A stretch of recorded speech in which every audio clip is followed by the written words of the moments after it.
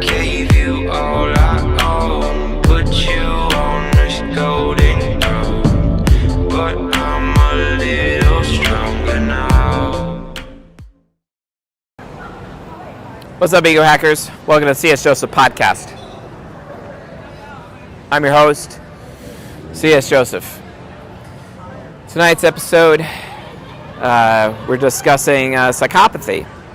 And psychopathy, like which of the 16 types are psychopaths? How does that work, right? Who's most likely to be a psychopath? How does that end up happening, right? The answer is actually really simple, very simple. In fact, I had the unfortunate experience of actually engaging with one moment, like probably about 10 minutes ago. Some ISTP guy thinking I'm macking on his ESTJ girl or whatever, and thinking that I'm trying to get with her or whatever, when, you know, it's just effing child, showing some kindness to FI inferior. But he took it personally. In front of his girl. You know, don't forget, you know, you folks, the ego hackers out there, if you're a dude, don't mate guard. Mate guarding is definitely a beta male sign, the beta male trait. You know, part of the parenting, protection, parental investment, provisioning, and protection aspect of a woman's hypergamy. And this guy is like, hey, you know, you macking on my girl, and I'm like, nope. No desire to do so. She's an ESTJ. No desire to mac on any women right now, honestly. And it's not my fault if your girl's giving me attention, which happens all the time. So what am I supposed to do? Not talk to people? Especially, you know, when my favorite, pastime or hobby is talking to strangers, as you all know. So, and besides, you know, as I'm filming these episodes this evening, there's a good chance I might have someone come up to me and be like, hey, what are you doing? And we might actually turn it into a Typing Random People episode, as I have been doing with at least some of the other lectures that we've been filming. So, yeah. And gosh, I am hungry right now, but I ate all my food for the day, did a nice little dirty bulk, and now I'm doing another cut. So let's see if I can have the self-discipline this evening to keep it together. I think I will. So, anyway, which types are most likely to be psychopaths? Well, there's an obvious answer to that, but I'll just give you like a loose description of which types it is. It really has nothing to do with like which of the 16 types are most likely to end up being psychopaths. However, I do have to say though that there is actually a pattern. There is a pattern to it. Because some types actually end up getting beat down more than others when it comes to this particular society that we live in, Western society. And Western society, let's be honest, is an absolute shit show to people. Everyone likes to claim that, you know, the United States of America is the best in the world, Western society is the best way to live, but the reality of the situation is it's not. Just look at the happiness statistics. You'll notice that people are actually far more happier in third world nations, even Islamic nations, than Western society. Western society, the people's happiness just keeps plummeting and plummeting and plummeting. And when that ends up happening, it just creates a giant powder keg.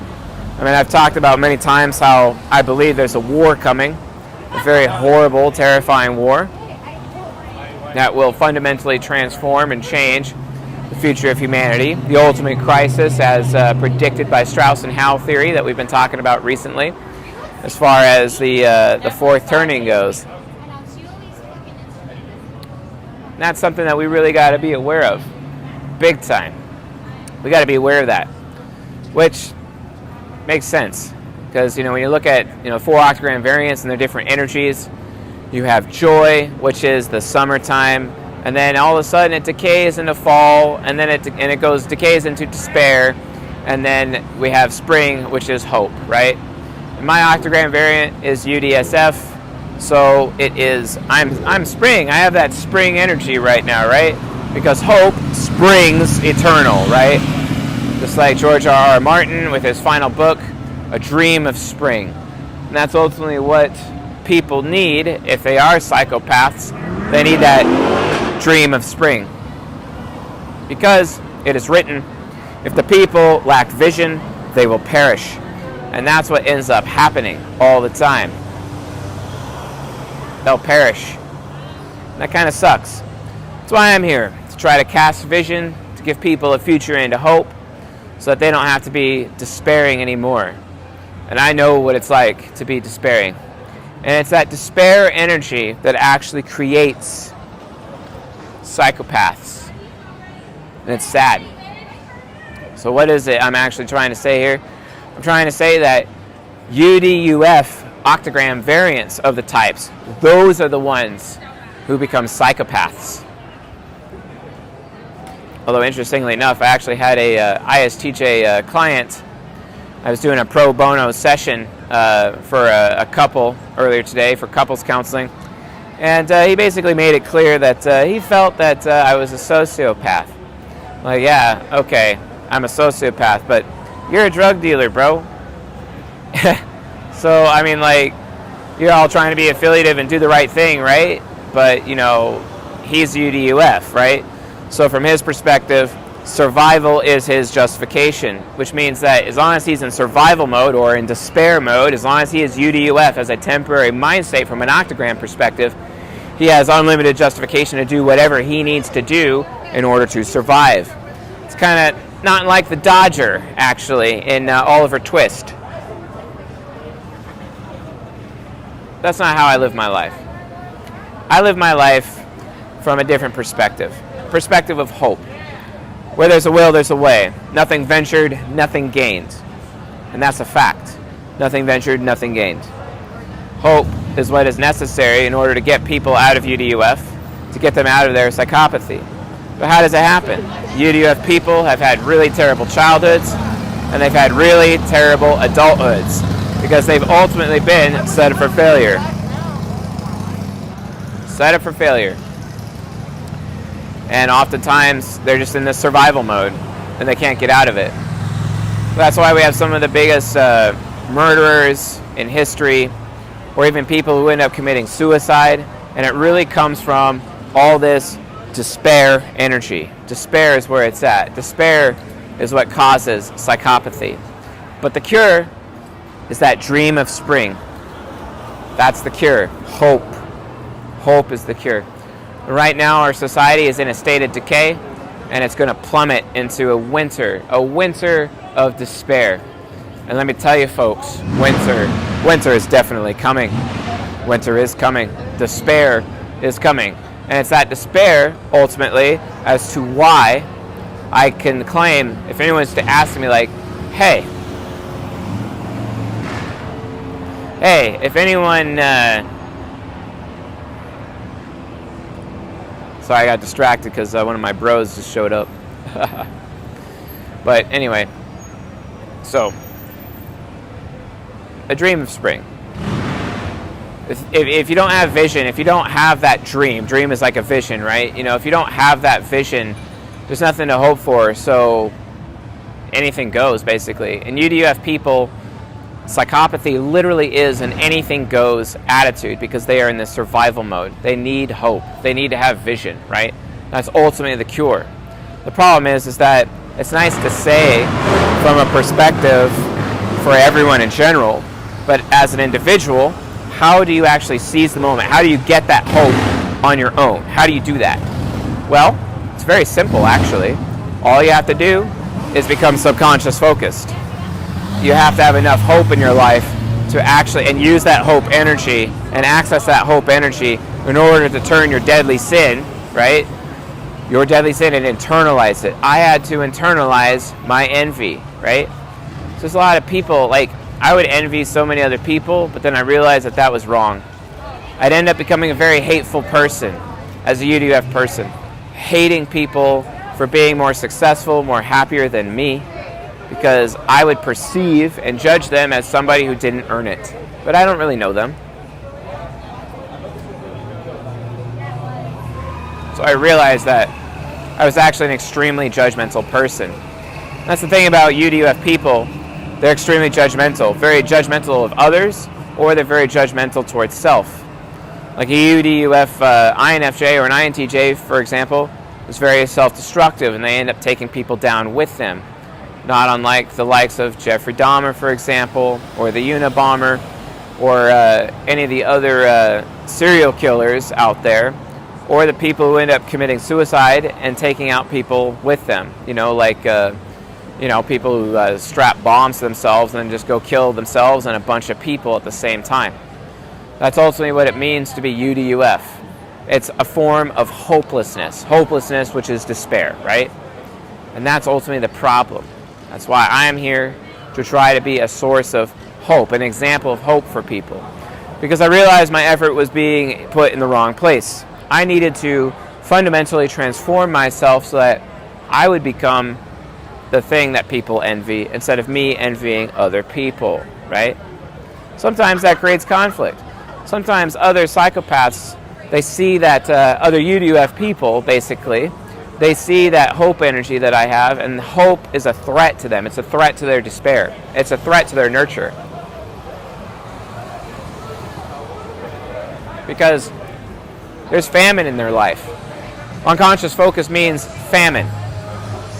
And because that, they're super hungry because there's this famine. But they end up being these people who are just crabs in a bucket, and they're these crabs pulling everyone else down at the same time, instead of actually trying to get the crab out of the bucket. And maybe that crab would probably be able to lift up the other crabs in the bucket. That's hope energy. And that's where I'm at in my life right now. My job is to pull as many out of the bucket, you folks, as much as I can. And I got to be that example of masculinity, that example of hope for the ego hacker community, for my crew and Raikoku, and also what we're doing with our nonprofit for our men's and women's programs, as we continue to invest in people and create the best, most feminine women and the best, most masculine men who will ultimately become the envy of the world. As much as I have learned how to become the envy, as much as I have learned to basically generate hope,